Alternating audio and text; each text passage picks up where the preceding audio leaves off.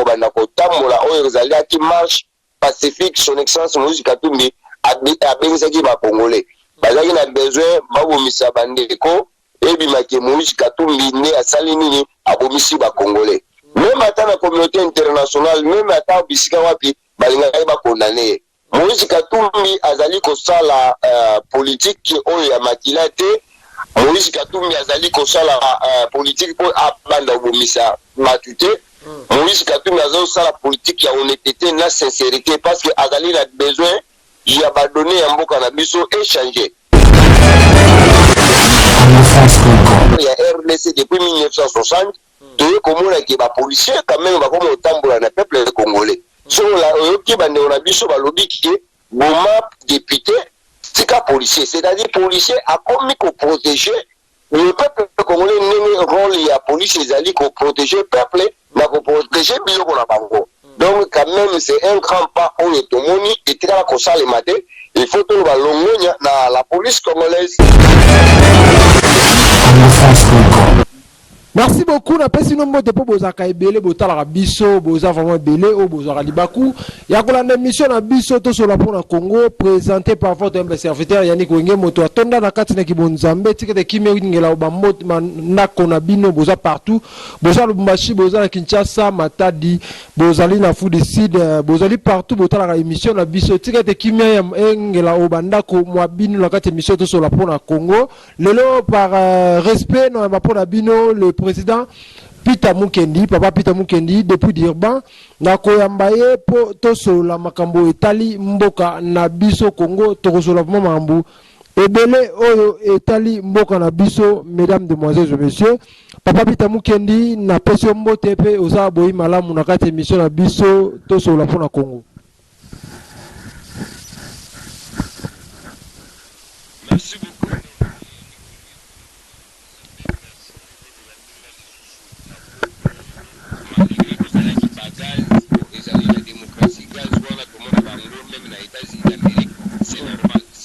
Babimaki basalaki marche oyo batupe babimaki tosepelaki ndenge babimaki paka parce que ezali marche oyo ezali pour l'intérêt général ya le peuple congolais. Ok, merci beaucoup papa Peter. Merci beaucoup. Après marche les 13 il y a Moïse Katumbi président na yo anosaki que tout ça la marche mais na marche wana tomoni ata image na été bat balobi aza péré à monanité à trahir peuple congolais et à monanité ya 5 marche mais tomoni j'ai perdu ma bimi mais tout le monde tikali comment na yé té na marche réaction na yo. Sincèrement merci beaucoup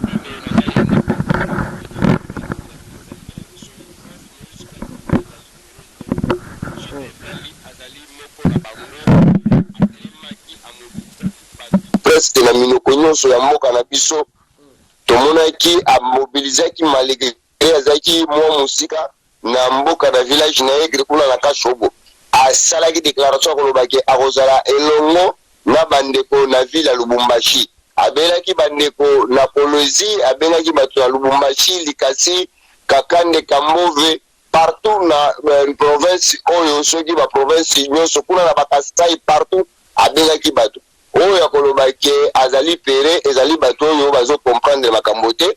Son excellence Moïse Katumbi Chapwe oyo azalaki gouverneur ya province ya Katanga ta ezalaki Katanga Mobimba na province ya Katanga place oyo soki o Katanga wana parmi bato bazali ko travailler na gouvernement wana ozali bato oyo bapesaki déjà ba information ndenge gouvernement au provincial oyo ya o Katanga bazaki déjà ko préparer nini bako ko attaquer bandeko na période oyo bako banda ko tambola oyo ezalaki marche pacifique. Son excellence Moïse Katumbi abengisaki ba congolais bazaki na besoin babomisa bandeko ebimaki Moïse Katumbi nde asali nini abomisi ba congolais. Même ata na communauté internationale même ata bisika wapi balingaki ba condamner Moïse Katumbi azali kosala politique oyo ya makila te. Moïse Katumbi azali kosala politique pour abanda obomisa batu te.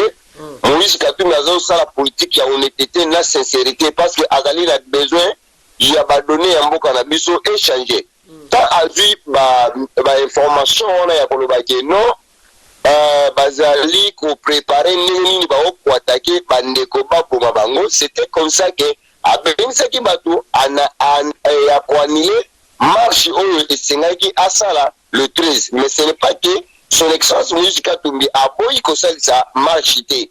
Oui, son excellence Moïse Katumbi bientôt là à la conférence de presse dans quelques jours awa a robinsa ba journaliste a kofona ba journaliste pour atia mokolonini oyo bakosala lisusu marche kosalema abangi te abangaka te oyebi yo moko ke Moïse Katumbi azali moko ya bandeko oyo abasali ke lelo soki toza na résultat lelo mboka na biso tozali na epolitika nambe misuma pondo te azali mutu oyo abakisi moins 50% na bademarshe na ye na diplomatie na ye oyo asalaki mpo lelo tozala na résultat oyo tozalaki nango ou bien oyo toza nango. C'est-à-dire ya koloba oyo bandeko bazali kolinga kokotisa polémique esika oyo polémique ezali te batika bazala tranquille. Bientôt là son excellence Moïse Katumbi akobengisa ba journaliste après akoannonce mokolo nini oyo marche ekosalema.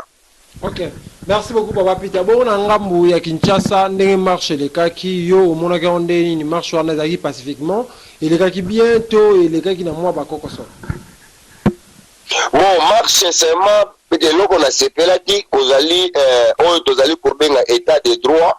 Tokolobaki état de droit ekoti na mboka te mais tokolobaki mwangambu ya état de droit ekomi kokota ezali mbala liboso na histoire ya RDC depuis 1960 toye komona ke ba policier quand même bakoma otambola na peuple congolais so la oyoki bandeko na biso balobi ke boma député tika policier, c'est-à-dire policier akomi ko protéger le peuple congolais. Ndenge rôle ya police ezali ko protéger peuple na ko protéger biloko na bango. Donc quand même c'est un grand pas où le tomoni et tira ko sale maté, il faut que ba longonya na la police congolaise na musala oyo ba uti ko sala quand même que ba komi ko comprendre que ba peuple bazali ko bunda ezali ka ko bunda pona bango moko te kasi bazali ko bunda pe pour l'intérêt général na bande ko mususu lokola ba policier na batu mususu non marche les cas qui bien na sepela quand même que tozaki na résultat ya batu oyo bakufa kite. OK. Affaire à Rosa Malonda o batunyo so bazolo belango partout batu batelemi to moni batelemi fo mali banda yo batu belé ba otala na minute na Congo France pe batala kayo okoki koloba nini pona Rosa Malonda toujours na mutu ya seni ata après ba marche mais ye azaka wana. Bon, déjà signe ya grave la kisi déjà que Rosa Malonda pop na bango na batu akingaka ki raté. Premièrement, na ba information oyo nga naza nango ezali ke Rosa Malonda azali bon frère ya Obé Minap. Après Rosa azali ndeko na biso te congolais, il paraît na ba information nga naza nango awa ozali ndeko moko ya Rwandais ni asignalaki nga ya koloba ke Rosa Malonda azali Rwandais. Donc ba tcheke biso mutu. Bon, on ezali information nga nazo pesa yo azala congolais te mais en réalité na ba information nga naza nango ezali ke Rosa Malonda azali Rwandais azako congolais te. À part ça aussi azali beau frère ya Obé Minaku. Donc kozala beau frère ya Obé Minaku automatiquement ezali kolakisa ke azali mutu oyo azali ko préparer eloko mususu ya mabe ole toke ni liboso mais tozo wal besu sima. Donc aza mutu oyo baboye même ata ndeko la biso ya kimangiste baboya ki, c'est-à-dire esika ya wuti azali na place oyo awuti te. Donc ezali déjà elakisi déjà que na ebandeli batu nyonso baboye toki ya solo azali vrai patriote, azali congolais, azali koyoka biso, azoyoka peuple congolais, amoni pe ba marche ndenge salami, il faut atosa a démissionner na ye toluka moyen mususu possible toluka nini to kosala po tocha mutu oyo akosalisa élection elekanaki na po bana mboka ba vivre démocratie na état de droit oyo mboka na biso elelaka butu na moi. Ok, merci beaucoup Papa Peter. Tout le monde qui Monseigneur Bongo, celui cardinal, a gagné kokuta na Jama Kaboun pour la Kosengaye, retour balongola ba bosotonyo so batika ba chapo na Jean-Pierre Bemba na scène politique, bazong sa Jean-Pierre Bemba na scène politique. D'habiter réaction na yo Bani parce que en Bongo pe ce qu'on sala mo ba discours na ye aloba mabe contrepartie personne ba banka mo bolo ba haine tribal ya komi koloba ngo faire même na ba messe réaction na eza ni papa. Bon, eloko moko na oko yebisa nde onanga Yannick Wenge mutu atoni na Bunzambe il faut oyeba ki na mboka na biso bato bazozongisa mboka wana sima ezali soi-disant ba leader soi-disant ba leader o na côté ya to tozobenga basali ya Nzambe na Kongo na yebi te soki génération mosusu okoya oyo nde tokobenga basali ya Nzambe ou bien tozali na basali ya Nzambe ya solo tokende na côté oyo ya biso ya Nzambi okuta kaka ke désordre ezali tokei na catholique okuta kaka ke désordre ezali soki Congo jusqu'aujourd'hui ezali ko avancer te il faut oyeba bango ke ezali basala Nzambe wana ne bazala kaka chaque fois bazoutiliser bango so tozwi basoni kafu tozwi badeni lesi tozwi bapasteur oyo ya minene nyonso oyo bino nyonso boyebi bango eza bato oyo bazalaki proche ya epolitika nambe Rwandais Mututu Misuma Vondo bato nyonso bayebaki ke aza Rwandais mais mpona bango bazalaki kopesa bango mbongo bayaki kosakana na peuple congolais eya koloba kaka ke Nzambe akosala oyebi slogan ezalaka na Congo ezalaka kaka ke Nzambe akosala comme si awa na Afrique du Sud Nzambe asalaka te soi-disant na Afrique du Sud basambelaka te mais okuta ke social na façon ya peuple sud-africain bazali kovivre baleki Congo na mosika omoni eloko moko il faut comprendre ezali kaka ke Cardinal Ambongo azalaka na nyongo ya famille Mbemba ye na Jean-Pierre Mbemba baza ba cousin na bomona na ye papa ya Jean-Pierre Mbemba nde atangisaka ye kelasi il faut comprendre que amoni que Jean-Pierre Mbemba azali libanda ya makambo pas amoni que Jean-Pierre Mbemba azali libanda ya makambo ce n'est pas que bato bazali lelo kokamba par exemple le président Félix Tshisekedi nde alongola ye ezali makambo ya CPI Mbemba bakanga ye na CPI bakanga ye na Congo te parce que en réalité des choses sur le penza tolingi tolandela penza na Kunzindo Mbemba il faut bazongisa ye na justice ya RDC parce que même abomande batu na Congo aboma batu na République Centrafricaine te sikoyo mpona komona ke église na Congo ezali korepresente négativité ya kokwea ya mboka na biso omoni soki olandi Ambongo azalaka toujours na soki lelo tozali na résultat ya Rosa Malonda il faut comprendre que mutu amemi désordre na côté ya seni c'est Cardinal Ambongo parce que preuve yo okoki jamais kopekisa un quelqu'un oyo abengami congolais oboyela ye kolongoli 3 candidats ya kolobaki bango parce que bazali na mabele ou bien la province ya Kasai bazali na droit ya koprésenter candidature na bango wana ezolakisa déjà un tribal moko boye na 21e siècle moto moko boye na kombo ya cardinal abimi alingi adestabiliser RDC omoni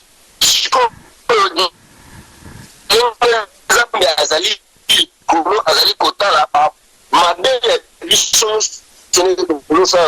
na mokili oyo baproposition na makanisi azalaki nango Nzambe akompondre ye yango omoni résultat ya mwana oyo Rosa Malonda alini soki tokendaki nango sans être contre quelqu'un résultat ya Rosa Malonda alingaka bima te il paraît bandeko wana misatu wana bazalaki nde déjà komérite parce que bazali na basi basala na basini bakote international basali badisika ebele sikoyo ye déjà comprendre que bato wana bakoleka na makanya ya bebo okuta ke Denis baliaka mbongo ya Congo mais sima ya bato baokipa na biso baennemi ya bakongolais donc comprendre que Soni Kafuta omosentir ke bazali na Bunzambe te baza bato bakoti bascience bako baza lisusu na bomoto te basoi-disant basali ya Nzambe parce que ngai nazoconsidere bango basali ya Nzambe te soki otali meme ata bilongi na bango bilongi esika na mafuta bapakola batioko bilongi eza lisusu ya bato te okomprendre déjà ke bato oyo ezali ka kombo ke basali ya Nzambe mais en réalité des choses bazali basali ya Nzambe te ezali mawa ndeko na ngai Yannick Wenge ezali soni mpona République démocratique du Congo ole Congo et continuer pour avancer au sentir penza ke nani basali ya Nzambe soi-disant même bazali kozongisa lisusu mboka na biso nsima. Ok, papita mukeni totalaki interview moko ya pasteur Denis Lesi alobi na Kinshasa wana 5 pasteurs ba pasteur ya solo bazate ba bisi batanga 5 pasteurs ya o baza basambela nzambe ya solo na Kinshasa ye alobi bazate pe alobi ndenge bana kokende na kinga kati pa Kabila kopesa bombongo mpona ko aveugler population bavanda kimia ba se révolter te réaction na dani no réaction eza vérité ki makambo alobaki eza solo nga mpe namonaka yango ya solo na Kinshasa wana bato nyonso wana minene wana bazobenga basali ya nzambe wana bakota bwa ebele na bango baza bato ya basiance baza lisusu kosambela nzambe ya lola oyo tozali kokumisa butu na moi te bakota balongwa bazalaka basali ya nzambe kasi basi balongwa liboso ya nzambe eza lokola molangi oyo ezali na malasi apres koutilize malasi na kati ya molangi solo ya malasi esilaka te etikalaka batikalika na bakitreke basali ya nzambe mais en réalité des choses bazali so basali ya nzambe te. Ok. Yeah, merci beaucoup Papa Peter.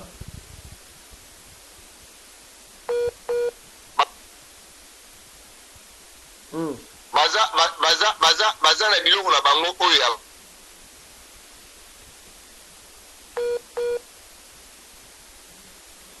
je crois réseau ils ont moins bien te zokata.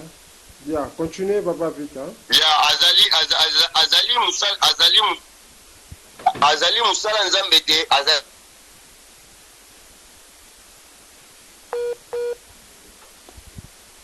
Bien, mesdames, mesdemoiselles et messieurs, je suis toujours avec Papa Peter Mukendi. Bien, toujours continuer. Bien, continuez, honorable. Ya. Ok, merci beaucoup. Ya, kaka ne tozali kolobaki bazali basali ya nzambe mais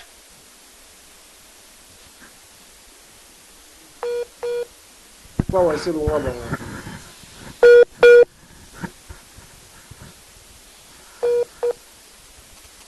Ok. Papa Peter va toka bana yo na habité président Moïse Katumbi position na ezali. Ava toka bana yo position ya Moïse Katumbi ezali ni président na yo. non son excellence Moïse Katumbi position na ezali toujours kaka ndenge azalaka position na ezali ke azali ko continuer na ba marche ko ezala ako annoncer bientôt dans quelques jours mokolo nini bana katanga bakobima bana Kongo na baprovince mosusu bakobima mpona kosala marche wana ya koboya ndeko Rosa Malonda. Ok. Pesa message na bandeko tu ba landa yo banda yo mwa kala mvoisa mwa message poto kabana. Message ezali kaka moko basali ya nzambe bakotisa désordre na mboka na biso te. Tozali kosie na église catholique basala mosala na bango en tant que basali ya nzambe tobengi mpe basali ya nzambe oyo ya binzambi batika désordre na mboka na biso parce que bientôt là tokozwila bango bamesure mosusu tokobanda kotumba baéglise namoni na Europe kuna église moko catholique bauti kotumba mpona désordre ya bacatholike. Donc le peuple congolais boyebaki bato oyo bazwali kokosa désordre na mboka na biso c'est église catholique na église ya binzambi il faut kozwila bango décision oyo ke tokozala libre ya kosala makambo nyonso ndenge esengeli. Ok. Merci beaucoup Papa Peter. Après ça moi quelques mots parce que na moi kala moi quelques mots na bandeko ba totala biso poto ka. Mbote na ngai ezongi kaka epa na yo yani kwenge mutu atondi na bunzambe na pesi ndo na ngai Didi Lipumba musika na pesi son excellence Moïse Katumbi na ba conseiller na ye nyonso na pesi lingomba na biso ya ensemble pour la république mbote na pesi ma grande sœur Myriam Ndomba mbote na France na pesi papa Oscar Rachidi na Belgique mbote na pesi bana nzambe na basali ya nzambe nyonso oyo bazali kosambela na honnêteté na sincérité mbote mingi nzambe alola a continuer ko protéger République démocratique du Congo. Ok, merci beaucoup mesdames, mesdemoiselles et messieurs, amis fidèles téléspectateurs. C'était pour moi un grand plaisir de recevoir pour vous l'honorable Peter Mukendi depuis Durban. Mesdames, mesdemoiselles et messieurs, yom tozolanda ki émission tika de Kimi Ankolo et Ingela Mabota Mabino. Vous avez belé kota la biso vous a toujours branché la Congo France pour vos abonnés. Information ya belé toza awa na Afrika Ingela na Johannesburg, mesdames, mesdemoiselles et messieurs. toti pe kobungisa Pakafeli na tout monde message to kota sikoyo Pakafeli combattant oyo tozakana na Johannesburg na mbaya petro na mbaya petro na kati ya Congo France pe son âme aoti kobungisa molimo nae kala mingi te awa na bapokwa oyo na hôpital à Johannesburg. En tout cas tous vraiment de cœur na famille ya Pakafeli. Mesdames, mesdemoiselles et messieurs, nous sommes arrivés à la fin de cette émission. D'ici là, portez-vous bien avec l'espoir de vous retrouver au prochain numéro. Ciao.